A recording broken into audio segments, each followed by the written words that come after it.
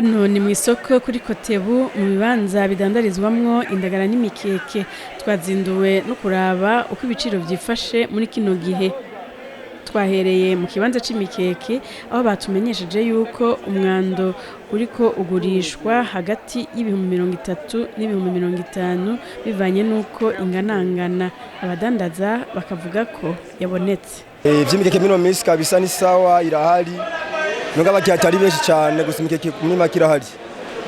Ifungo yari gwa 60 ibigwa 50 40 ifungo yari gwa ibihumbi 40 ibigwa 30 35. Imisi ni mu misi yazo kabisa zirahari. Tugeze mu kibanza c'indagara batumenyesheje yuko hoho ikiro c'indagara caduze ugereranije no mu misi iheze. Igiciro ngaha indagara turiko turagusha ibihumbi 100 zigereranye 80. Ego byeje biciro biri ngaha muyu mwanya. Zaduze gatonya. Ko ngizi twari tuzimenye tuzigurisha 70 80. Ngaho kuge ibintu bigenda biraduga byaduze gatonya. Baba abadandaza b'imikeke ivugwa ko izimbutse, baba abadandaza b'indagara zozo bavuga ko zaduze, baridoga ko atabaguzi bariko bararonka.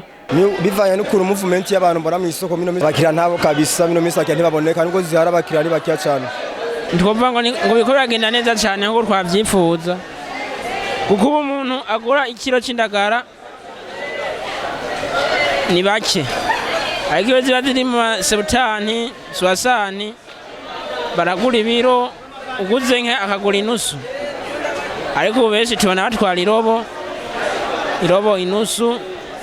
Vuga umuntu ndatwara ikira bayiteguye kubera indagara zizimbye bigatuma imyimbu rero igabanuka.